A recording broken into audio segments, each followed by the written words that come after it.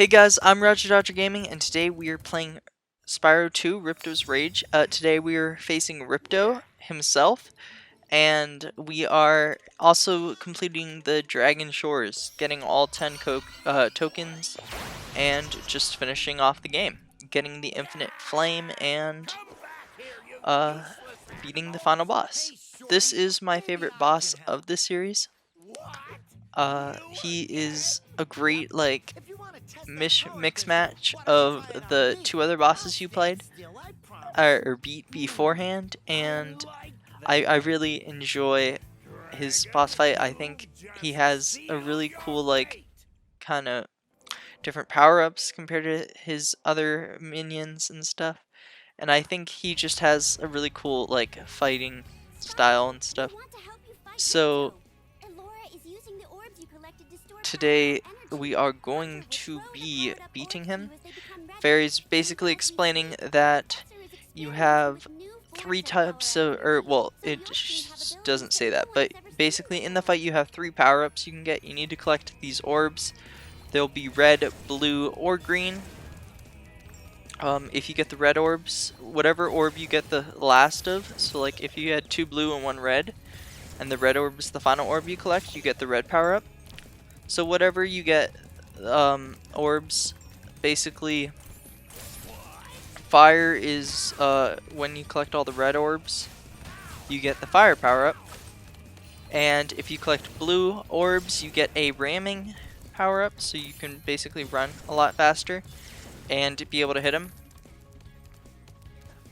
And if you collect the green orbs, you get like an acid shot, so you are able to hit him with like this green acid ball or whatever it is.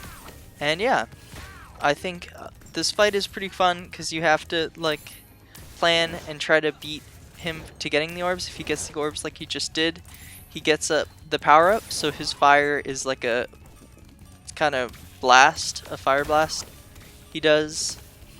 And yeah, it's a fun battle, and it has 3 stages, and each stage feels kind of different, and each stage is similar in you collecting the orbs, but depending on what the stage is, well, not each stage, the first 2 stages you collect orbs, the 3rd stage you don't.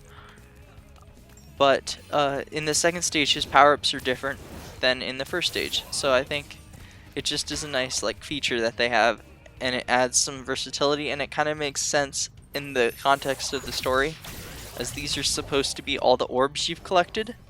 So there was a reason for collecting the orbs. It wasn't just like, hey, collect these orbs, we're not gonna use them at all. So overall, this is a fun boss fight, as you can play like kind of the other guys. The first one was Crush, which isn't, it's kind of represented in here with the various jumping abilities. That was kind of his thing, is you'd find a jump pad and you'd have to, or like an electric pad, and you have to jump, or he'd have fireballs that he'd shoot, so it's kind of represented in here. The second boss fight, he's currently riding, and if he gets the power-ups, he has very similar abilities to what he did in the fight. And then the 3rd round is kind of just his own little battle. Alright, so let's try to get, my favorite power-up in this is fire, so I'm going to try to go for that. I did get it. It's much more beneficial than the other power-ups, since it allows you to have a easier shot. You don't have to line it up because of the arc with the toxic or poison type thing. The green orb, and then the final stage is we have to fight him on a flying pterodactyl flying through the air, and he has these green orbs he'll shoot at us that we kind of just have to try to avoid. Unfortunately, I was not able to avoid that one, but the key is to just kind of get in a rhythm and kind of be able to predict where he's going, because the visibility in this is not great because you have to constantly be moving. Because if you stay in one space, if you stay in one space, then he kind of is able to hit you very easily. So the best thing to do is just kind of keep moving, and you'll avoid the green like orbs he's shooting. Overall, the boss fights in this game aren't that difficult. I will never forget though, the first time I beat the game, I got to this part, beat it, and I thought this was the end. So I shut off the console, and I was so upset because as soon as I shut it off, there was some more like story to it. I was like, oh no. And I didn't, when I first beat the game, I didn't have any save files or anything. I just played it and had it like the PlayStation stay on overnight when I wanted to continue. So I didn't save it, so I lost all my progress and had to rebeat the game in order to like see what was going on next. And the next part isn't anything big, it's just the Dragon Shores area, which is just kind of like a small little collectathon where you collect 10 tokens, and the tokens you're doing various like tasks. I've mentioned them a few times in the other videos, and we have beaten the final boss of the game, which is amazing. We get his magic crystal thing that he was on top of his staff, and that goes into our guidebook, which can be a huge help to help us get it back home and back on our vacation to Dragon Shores. I love this scene of, you know, just gliding in money bags, reluctantly handing over our money after everything we've done for him. And the economy of this place, he has to give back the money, and he is not having it. And this is the only time Hunter has won a fight in the entire series. He just refuses to give the money. Hunter takes it, and we get our money back, which is nice. I'm not sure how it works if you didn't. I guess you don't have to pay for any speedways. I'm not sure. I'm curious what happens if you have to buy something after he gives you the money back. You just automatically receive it, or you have like a weird thing. I'm not sure if I've ever tested that. That's interesting. Because you need all of the gems and orbs in order to unlock the final like ability in the game, which is the infinite flame. Thankfully, we have already done that, and now we're at Dragon Shores. So basically we have to collect 10 tokens by doing a variety of simple tasks. You get 3 from doing the dunk tank, you get 3 from doing a small roller coaster ride. That isn't that, well, it's not that small, but you have to basically go along the roller coaster popping balloons. This one you get to dunk various enemies from the series. So I believe the first one's like a monkey or something. Let me see. Just basically explaining everything that's going on. And the first is, let's see.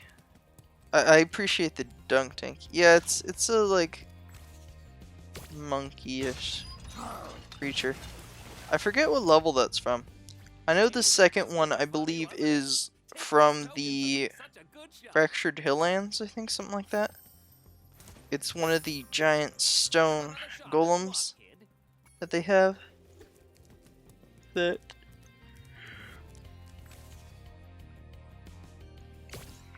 are pretty indestructible unless they hit like water or lava and stuff. They're very difficult to kill until later in the game where you get the ability to bash them, and still you need the help of Hunter to be able to kill them. And this one I appreciate because this is a mean guy that's trying to eat all the baby turtles. So having to dunk him I thought was a nice touch in this. And then this guy can only provide us 3 of the 10 coins or tokens, so we need to go to the other guys in the little like carnival area. The next 3 are going to be from the what is it from? The roller coaster. So basically we have to first pop 25 balloons. They're just going to be littered around the track, and just pretty much, first level's pretty standard. It's pretty easy. You just have to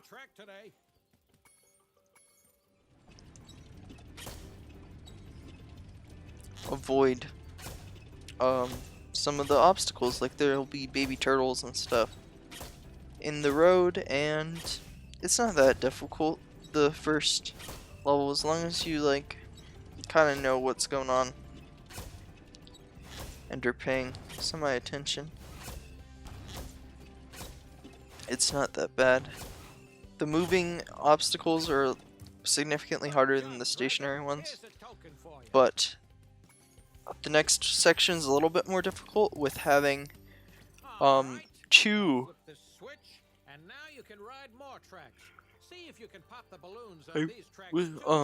two times the amount of, sorry, tired, 2 times the amount of balloons to pop. So we have to get 50.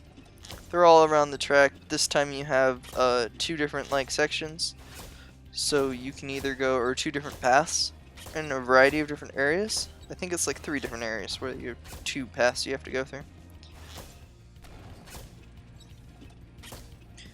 So basically, what the only difference is you got to do a fair bit of backtracking in this one. And then the third and final track is basically the same track as this, except you get a cannon and have to shoot some balloons that are outside of like the area that you'd normally be able to roam. So I think there's only like 5 or something balloons that are the red balloons that you have to shoot. Maybe I'm wrong. Maybe there's more than that. I think there's an even number, because you have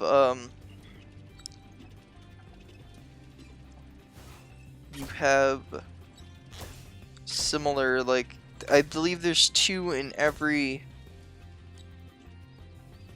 like secondary path. So that would be 6. The only other thing you have to do is get the final balloons in that last path I missed, unfortunately, and yeah, we'll be done with the second token. So all the tokens do is basically they allow you to re-watch the cutscenes. So I figured since we were going for a complete run, I would do just get everything. The only thing I haven't done in this is the PlayStation trophies. I don't really consider them part of the completion challenge.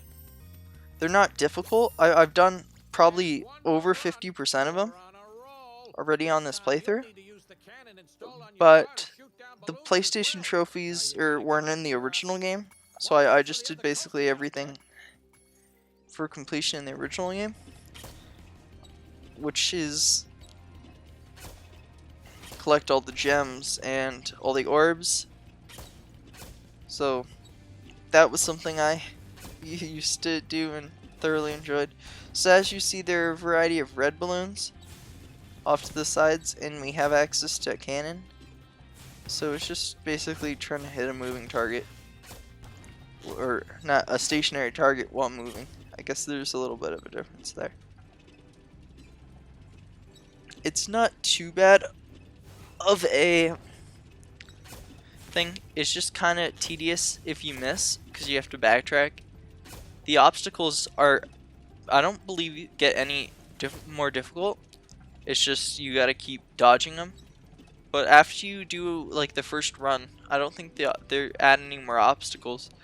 So it's pretty easy, well, to like know what's coming up and kind of anticipate what you gotta do. I think by far the hardest tokens to get are the trolley kind of ones, the roller coaster ones. The other token is basically you're in like a love booth and you just sit and you get a token. And then the final 3 is like a shooting range, but the shooting range ones are kind of a joke. They're very easy. All you have to do is like just aim at the target. They're not difficult at all.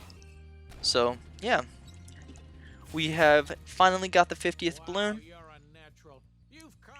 and can get our 6th and final token from the roller coaster guy.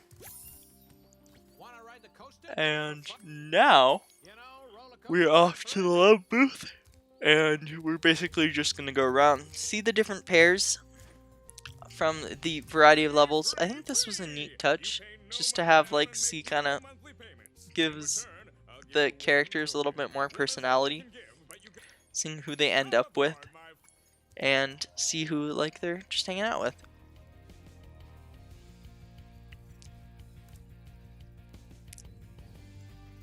First is the I appreciate also how they have like the reoccurring themes of like the people in the dunk tank are in it, and they just try to really incorporate, I feel like, as much from the different levels as they can into the final like ode to the end of the game. So that was short and sweet. Now we get our 7th token, and then the rest, the last 3 are from the shooting range, which is amazingly easy. And then we get access to the theater, and then I will get the infinite flame, and we'll be wrapping up. I am very appreciative to everyone who has been supporting this series. This is a very important project for me, as this was the game that started me in gaming, and I feel like there's no better fit for a game to start my channel off with a bang. I really love Spyro, and couldn't have thought of a better game to start my YouTube career, or journey, more like, than Spyro, as it started my gaming career, or gaming, you know, pastime, and I think YouTube to share my fondness of the game and just my overall joy of gaming that it has brought me. I think it's a great fit. I love how the different targets are like various enemies from the different levels. Like this goes all the way back to the first level. You play, I think it's like Glimmer Cave or something. I'm horrible with names. Absolutely horrible. The level names are just sides. Alright, so that is the final token. And now we have access to the theater. I'm going to just briefly look at, in order to unlock it, you have to go over to the guy. I'm going to just briefly look at it, and as we unlock it, and then I am going to unlock the infinite flame, which is the reward for 100% completion. I feel like it's a very good reward, because it makes like the rest of the game, as I've demonstrated, fairly easy. So it's a nice little thing. I hope you guys enjoyed this video. I appreciate all the support I've received, and thank you for all of it. If you did, please comment, rate, and subscribe, and I will see you guys next time. Peace out.